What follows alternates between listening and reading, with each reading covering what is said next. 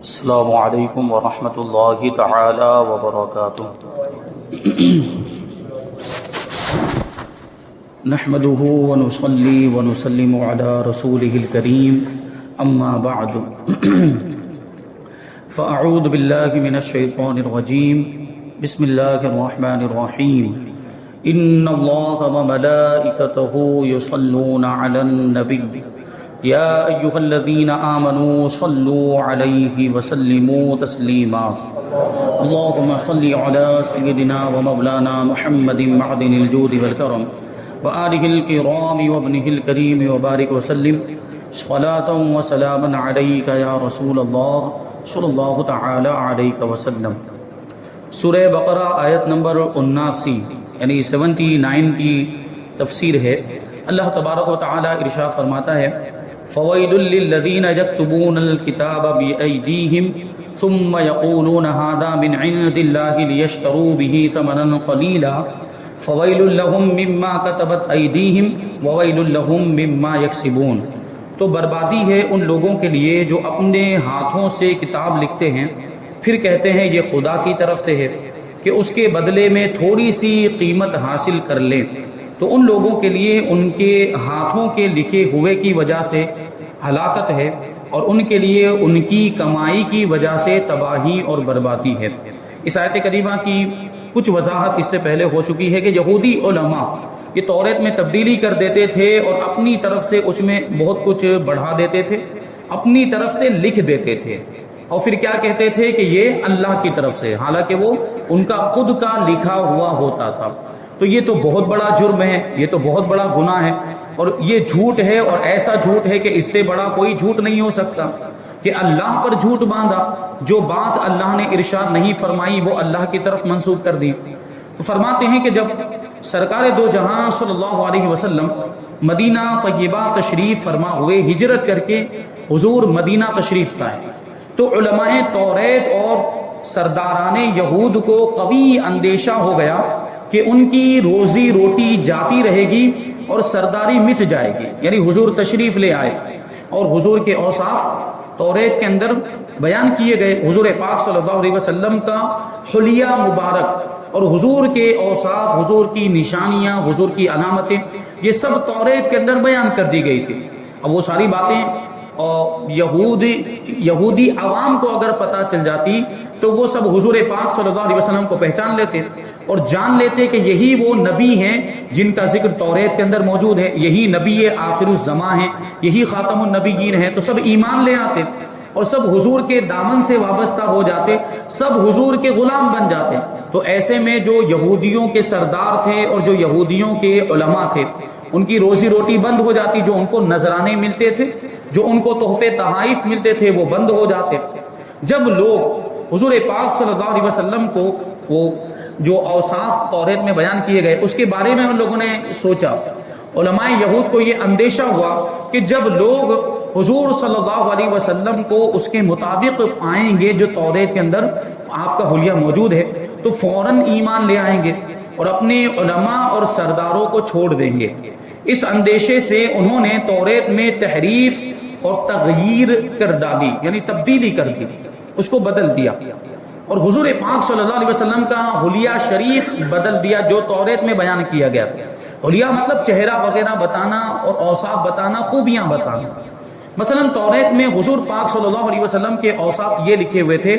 کہ آپ صلی اللہ علیہ وسلم خوبصورت ہیں، بال خوبصورت ہیں،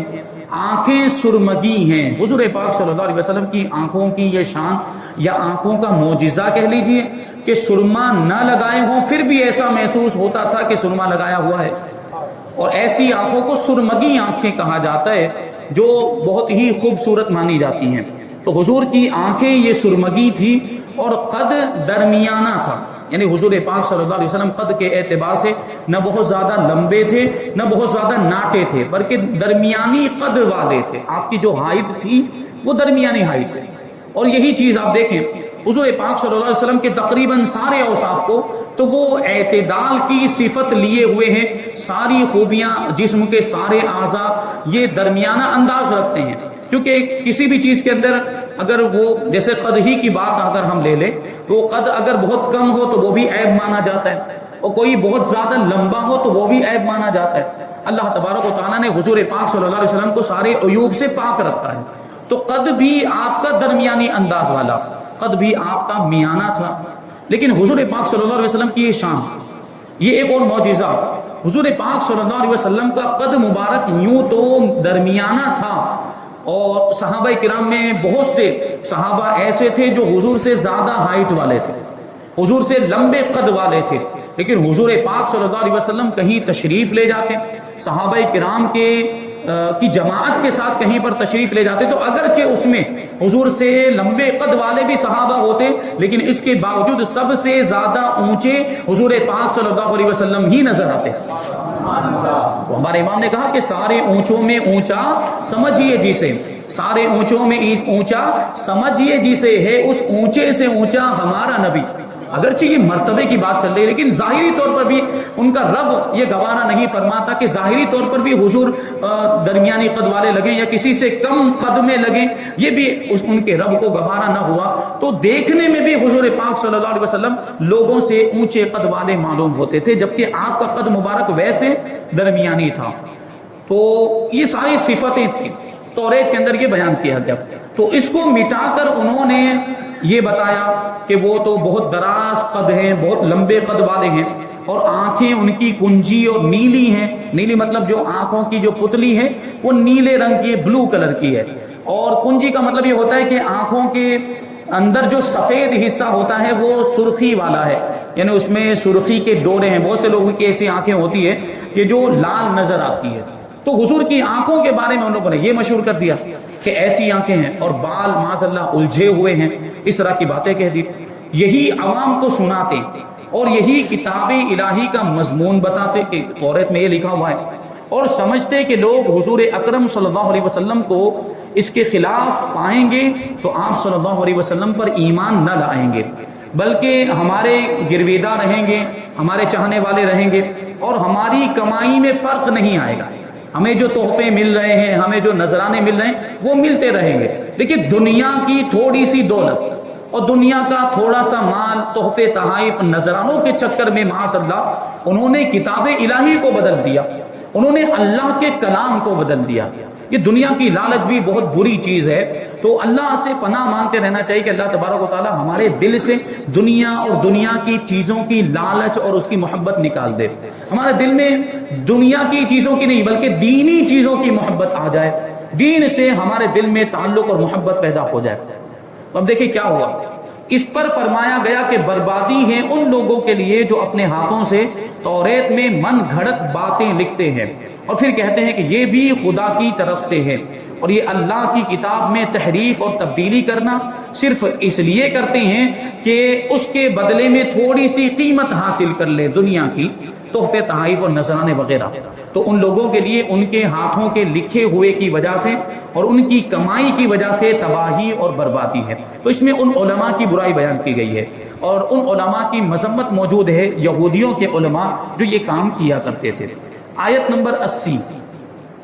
اللہ تبارک و تعالی ارشاد فرماتا ہے وَقَالُوا لَن تَمَسَّنَا النَّارُ إِلَّا أَيَّامًا مَعْدُودَةً قُلْ أَتَّخَذْتُمْ عِندَ اللَّهِ عَهْدًا فَلَن يُخْلِفَ اللَّهُ عَهْدَهُ أَمْ تَقُولُونَ عَلَى اللَّهِ مَا لَا تَعْلَمُونَ، اور بولے ہمیں تو آگ ہرگز نہ چھوئے گی مگر گنتی کے چند دن، اے حبیب تم فرما دو کیا تم نے خدا سے کوئی وعدہ لیا ہوا ہے؟ اگر ایسا ہے تو پھر اللہ ہرگز وعدہ خلافی نہیں کرے گا، بلکہ تم اللہ پر وہ بات کہہ رہے ہو جس کا تمہیں علم نہیں ہے۔ یعنی ہوا کیا تھا، یہودی دعویٰ کرتے تھے، یہودیوں کا معاملہ یہ تھا کہ وہ یہ کہتے تھے اور ان کا یہ گمان تھا، ان کا یہ عقیدہ تھا کہ ہم جہنم میں نہیں جائیں گے۔ پہلے تو یہ عقیدہ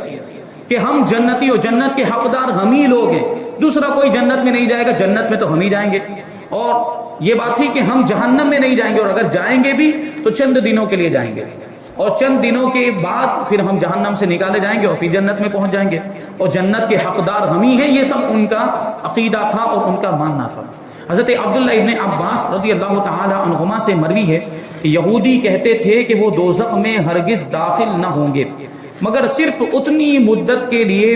جتنے عرصے ان کے آبا و اجداد نے، ان کے باپ دادا نے بچڑے کو پوجا تھا. بچڑے والا واقعہ، حضرت موسیٰ علیہ السلام جب کوہ طور پر تشریف لے گئے تھے تو یہاں پیچھے ان لوگوں نے وہ سامری کے بہکاوے میں آ کر، سامری جادوگر کے بہکاوے میں آ کر ان لوگوں نے بچڑے کو پوجنا شروع کر دیا. تو وہ 40 دن تک ان لوگوں نے پوجا تھا. تو وہ مختلف روایتیں، 7 دن کی بھی روایت ہے. تو کہتے ہیں کہ جتنے دنوں تک ہمارے باپ دادا نے بچڑے کی عبادت کی تھی، بچڑے کی پوجا کی تھی، اتنے دنوں تک ہی ہم جہنم میں رہیں گے. پھر جہنم سے نکال دیے جائیں گے اور جنت میں پہنچ جائیں گے. اس کے بعد وہ عذاب سے چھوٹ جائیں گے. اور وہ جو مدت وہ 40 دن ہے بچڑے کو پوجنے کی جو مدت ہے. اور بعض یہودیوں کے نزدیک 7 دن ہے. اس پر یہ آیت کریمہ نازل ہوئی. چنانچہ آیت اور اس کی یہ والی آیت اور اس کے بعد والی آیت میں فرمایا گیا کہ اے حبیب صلی اللہ علیہ وسلم تم ان سے فرما دو کہ کیا تم نے اللہ تعالیٰ سے کوئی وعدہ لیا ہو؟ یعنی اتنا دعویٰ کیسے کر سکتے ہیں وہ؟ کیا اللہ تعالیٰ سے کوئی وعدہ لیا؟ یعنی اللہ نے ایسا کہا ہے کیا ان کو کہ تم جنتی ہو، تم جنت میں جاؤ گے، دوزخ میں نہیں جاؤ گے، اور جاؤ گے تو چند ہی دن کے لیے جاؤ گے؟ کیا اللہ نے ان سے ایسا وعدہ لیا ہوا ہے؟ یا ان لوگوں نے اللہ سے کوئی وعدہ لیا ہوا ہے کہ وہ تمہیں چند دن کے لیے ہی جہنم میں ڈالے گا؟ اگر ایسا کوئی عہد ہے، اگر ایسا کوئی وعدہ ہے، پھر اللہ تبارک و تعالی ہرگز وعدہ خلافی نہیں کرے گا. لیکن ایسا کچھ ہے ہی نہیں، بلکہ حقیقت یہ ہے کہ تم اللہ پر جھوٹ باندھ رہے ہو. اور اللہ تعالیٰ تم سے ایسا وعدہ کیوں کرے گا کہ جہنم میں زیادہ عرصے کے لیے نہیں رہو گے؟ حالانکہ اللہ تبارک و تعالیٰ کا قانون قدرت یہ ہے کہ جس نے گناہ کا ارتکاب کیا اور اس کے گناہ نے اسے ہر طرح سے گھیر لیا، یعنی وہ کفر میں جا پڑا، کافر ہو گیا، تو وہ جہنم میں جائے گا. کافر اگر کفر کی حالت ہی میں مر گیا تو وہ جہنم میں جائے گا اور ہمیشہ ہمیشہ وہاں رہے گا. تو ان لوگوں نے تو بڑے کفر کے معاملات کیے تھے اور حضور پاک صلی اللہ علیہ وسلم کو بھی ماننے سے انکار کر دیا تھا، اور ان کے اس کفر نے ان کو گھیر لیا. اب اسی حالت میں اگر کوئی مر جاتا ہے تو پھر وہ جنتی کیسے ہو سکتا ہے؟ کفر کی حالت ہی میں، کافر ہونے کی حالت میں اگر مر جاتا ہے تو وہ پھر جنت میں کیسے جائے گا؟ وہ تو جہنم کا مستحق ہے اور ہمیشہ اس میں رہے گا. یہ اللہ تبارک و تعالیٰ کا قانون ہے جو آنے والی 2 آیتوں کے اندر بیان کیا ہے کہ جنتی کون ہے اور جہنمی کون ہے. اللہ تبارک و تعالیٰ ارشاد فرماتا ہے آیت نمبر 81 اور آیت نمبر 82، بلا من کسب سیئۃ واحاطت به خطیئته فاولئک اصحاب النار هم فیها خالدون والذین آمنوا وعملوا الصالحات اولئک اصحاب الجنہ هم فیها خالدون. کیوں نہیں جس نے گناہ کمایا اور اس کی خطا نے اس کا گھیراؤ کر لیا تو وہی لوگ جہنمی ہیں، وہ ہمیشہ اس میں رہیں گے. اور جو ایمان لائے اور اچھے کام کیے وہ جنت والے ہیں، انہیں ہمیشہ اس میں رہنا ہے. یعنی جنتی ہمیشہ جنت میں رہیں گے. تو یہاں پر یہ جو فرمایا کہ جس نے گناہ کمایا، گناہ کا ارتکاب کیا اور پھر اس کی خطا نے، اس کے گناہ نے اس کو گھیر لیا، تو گھیرنے سے کیا مراد ہے؟ اس کے بارے میں فرماتے ہیں کہ اس آیت میں گناہ سے شرک اور کفر مراد ہے، اور احاطہ کرنے سے یہ مراد ہے کہ نجات کی تمام راہیں بند ہو جائیں اور کفر و شرک ہی پر اس کو موت آ جائے. کیونکہ مومن خواہ کیسا بھی گنہگار ہو گناہوں سے گھرا نہیں ہوتا، اس لیے کہ ایمان جو سب سے بڑی نیکی ہے وہ اس کے ساتھ ہوتی ہے. تو ایمان کی وجہ سے گناہ اس کا گھیراؤ نہیں کر سکتے، گناہ اس کا احاطہ نہیں کر سکتے. اور ایمان کی وجہ سے آخرکار مومن تو جنت میں جانے والا ہے. لیکن یہاں کافر کی بات چل رہی ہے، یہاں مشرکین کی بات چل رہی ہے. جو کفر کی حالت ہی میں مر جائے، جو شرک کی حالت ہی میں مر جائے، پھر اس کا جنت سے کوئی لینا دینا نہیں ہے، وہ جہنم میں جائے گا اور جہنم میں ہمیشہ رہے گا. تو اس اعتبار سے وہ جو یہ دعویٰ کر رہے تھے یہودی کہ ہم تو جنت کے حقدار ہیں اور جہنم میں نہیں جائیں گے، اور جائیں گے تو چند دن کے لیے جائیں گے، تو ان کا یہ دعویٰ جھوٹا تھا. اس آیت کریمہ سے ثابت ہو گیا کہ ان کا یہ دعویٰ جھوٹا تھا اور اللہ تبارک و تعالیٰ نے ان سے کوئی عہد نہیں لیا تھا اس طرح کا. وہ جھوٹ بول رہے تھے، اللہ پر جھوٹ باندھ رہے تھے. آگے آیت نمبر 83 اللہ تبارک و تعالیٰ ارشاد فرماتا ہے وَإِذْ أَخَذْنَا مِيثَاقَ بَنِي إِسْرَائِيلَ لَا تَعْبُدُونَ إِلَّا اللَّهَ وَبِالْوَالِدَيْنِ إِحْسَانًا وَذِي الْقُرْبَى وَالْيَتَامَى وَالْمَسَاكِينِ وَقُولُوا لِلنَّاسِ حُسْنًا وَأَقِيمُوا الصَّلَاةَ وَآتُوا الزَّكَاةَ ثُمَّ تَوَلَّيْتُمْ إِلَّا قَلِيلًا مِّنكُمْ وَأَنتُم مُّعْرِضُونَ. اور یاد کرو جب ہم نے بنی اسرائیل سے عہد لیا کہ اللہ کے سوا کسی کی عبادت نہ کرو. یعنی وہ عہد کی بات کر رہے تھے، عہد کی کہ وہ جنت میں جانے والی بات، جبکہ حقیقت میں ان سے کیا عہد لیا گیا تھا، بنی اسرائیل سے کیا وعدہ لیا گیا تھا، اس وعدے کا اور اس عہد کا ذکر یہ والی آیت کریمہ کے اندر موجود ہے. یاد کرو جب ہم نے بنی اسرائیل سے عہد لیا تھا کہ اللہ کے سوا کسی کی عبادت نہ کرو، یہ عہد تھا موجود. توریت کے اندر، اور ماں باپ کے ساتھ بھلائی کرو، اچھا سلوک کرو، اور رشتہ داروں، یتیموں اور مسکینوں کے ساتھ اچھا سلوک کرو، اور لوگوں سے اچھی بات کہو، اور نماز قائم رکھو اور زکوٰۃ دو، لیکن پھر تم میں سے چند آدمیوں کے علاوہ سب پھر گئے، یعنی یہ وعدے پر عمل نہیں کیا، اور تم ویسے ہی اللہ کے احکام سے منہ موڑنے والے ہو۔ یہاں پہ فرمایا جا رہا ہے کہ اے یہودیوں، وہ وقت یاد کرو جب ہم نے بنی اسرائیل سے توریت میں یہ عہد لیا کہ تم اللہ کے سوا کسی کی عبادت نہ کرو، کیونکہ اس کے علاوہ اور کوئی عبادت کا مستحق نہیں، اور اپنے ماں باپ کے ساتھ بھلائی کرو، اور رشتہ داروں، یتیموں اور مسکینوں کے ساتھ اچھا سلوک کرو، اور لوگوں سے اچھی بات کہو، اور نماز قائم رکھو، زکوٰۃ دو، لیکن اسے قبول کرنے کے بعد ان میں سے چند آدمیوں کے علاوہ سب نے اس عہد کو پسے پشت ڈال دیا، سب اس عہد سے پھر گئے۔ پہلے تو بڑے وعدے کیے تھے کہ تورات میں جو بھی حکم آئے گا ہم اس پر عمل کریں گے، اور تورات کو قبول بھی کیا، لیکن جب دیکھا کہ یہ ساری چیزیں اس میں لکھی ہوئی ہے اور ان کو دشوار معلوم ہوا، یہ ساری چیزیں مشکل معلوم ہوئی، تو اس سے وہ پھر گئے، اس پر عمل کرنے سے انکار کر دیا۔ تو اسی کے بارے میں کہہ رہے ہیں کہ پھر تم اسے قبول کرنے کے بعد ان میں سے یعنی یہودیوں میں سے چند آدمیوں کے علاوہ سب اس عہد سے پھر گئے،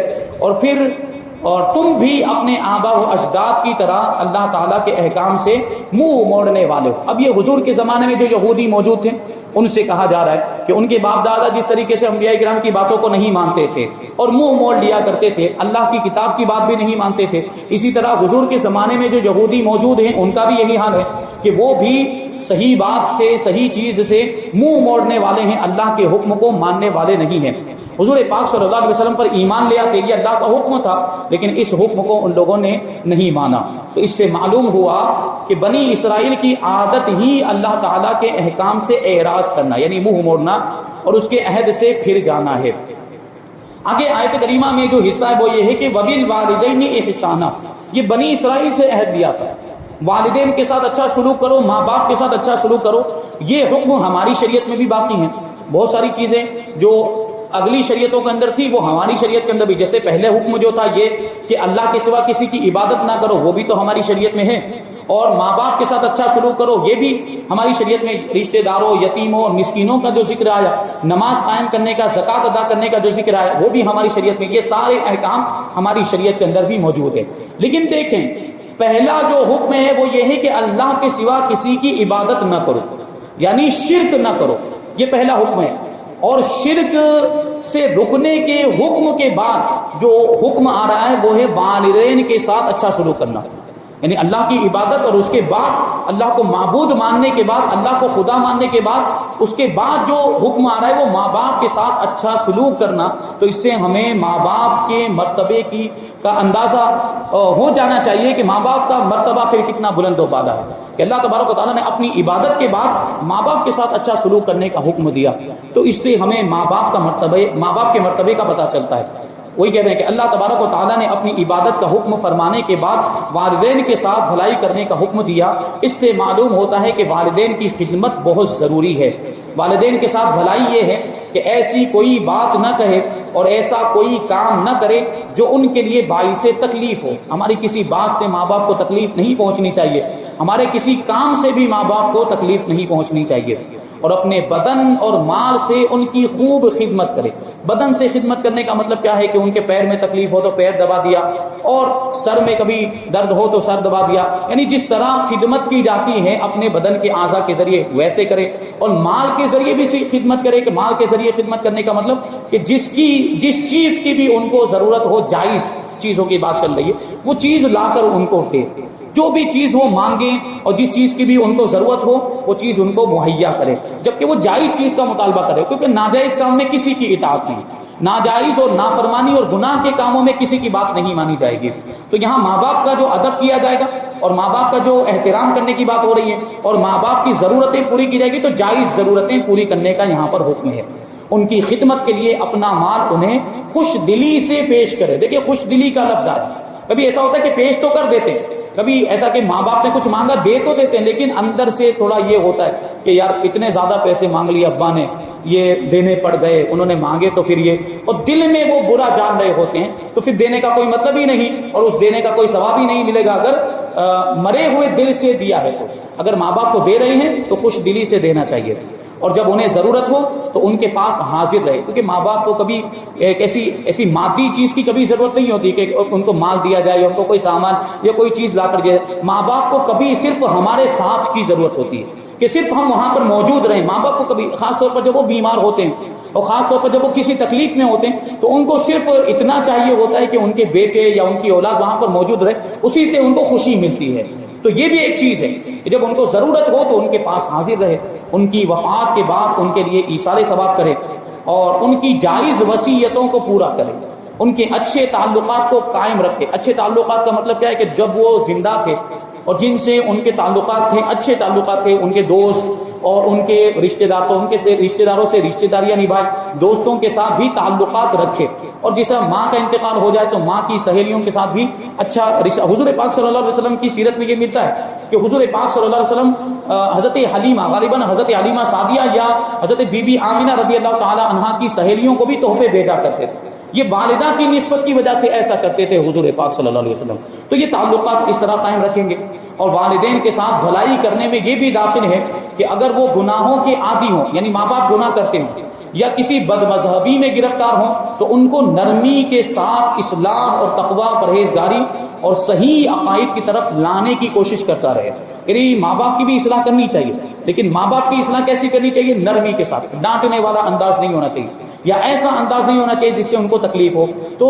نرم انداز میں، نرم لہجے میں ان کو سمجھایا جائے کہ آپ یہ جو کام کر رہے ہیں یہ غلط کام ہے، ایسا کام نہیں کرنا چاہیے، یا معاذ اللہ ماں باپ بد مذہبی کا شکار ہو گئے یا گمراہی کا شکار ہو گئے تو اس سے بھی ان کو نکالنے کی کوشش کرنی چاہیے کہ یہ اولاد کی پھر ذمہ داری بنتی ہے کہ ان کے ماں باپ معاذ اللہ گمراہوں کے ہتھے چڑھ گئے ہیں، تو اس کے لیے اب یہ اولاد کو کوشش کرنی چاہیے اور اس بد مذہبی سے اور گمراہیت سے ان کو نکالنا چاہیے۔ تو یہ والدین کے حقوق تو ویسے بہت زیادہ ہیں کہ ماں باپ کی کیسی خدمت کی جائے، تو اس کا بڑا تفصیلی بیان ہے، وہ اس کے لیے وقت نہیں ہے۔ تو اس کے تعلق سے اگر پڑھنا چاہیں تو اعلیٰ حضرت رضی اللہ تعالیٰ عنہ نے ایک رسالہ لکھا ہے، اس کا نام ہے الحقوق لطرح العقوق۔ یہ فتاوی رضویہ کی 24ویں جلد کے اندر موجود ہے، اس کا مطالعہ کیا جا سکتا ہے۔ اب یہاں پہ آگے جو آیت کریمہ کا جو حصہ ہے رشتہ داروں کے ساتھ اچھا سلوک کرنا اور دوسرے لوگوں کا جو ذکر ہے، ابھی اس آیت کریمہ میں اور بھی بہت ساری چیزیں باقی ہیں، تو انشاءاللہ وہ ساری چیزیں ہم آئندہ درس میں شامل کریں گے۔ اللہ تبارک و تعالیٰ کی بارگاہ میں دعا ہے کہ جو کچھ بھی بیان ہوا